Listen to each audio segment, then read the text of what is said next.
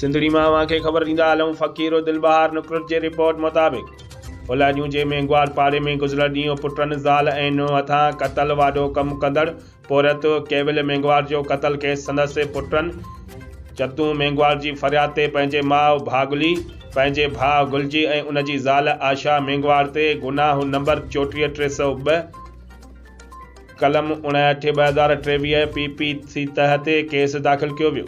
Case में फ़रियादी ॼाणायो त केवल पंहिंजे पुट गुलजी खे कमकार करण लाइ चवंदो ऐं अक्सर झेड़ो कंदो हो, जेका ॻाल्हि केवल जी ज़ाल भागलीअ खे बि पसंदि न हुई। उन क्रोध खां तंग थी केवल जी हिकु बांह संदसि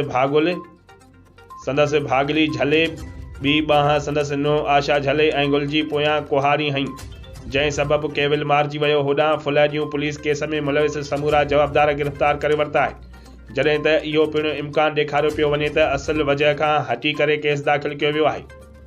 अॻिते हली कोर्ट में रज़ामंदी कंदे ठाह कयो वेंदो।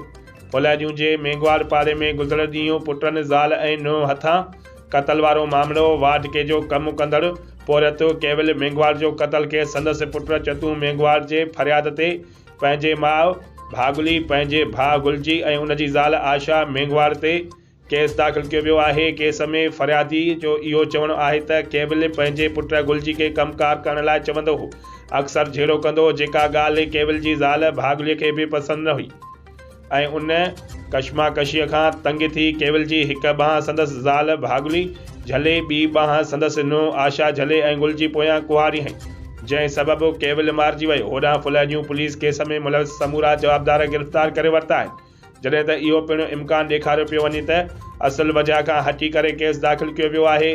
इहो पिणु तासिर ज़ाहिर कयो पियो त अॻिते हली कोर्ट में रज़ामंदी करे ठाह करायो वेंदो ज़रिया।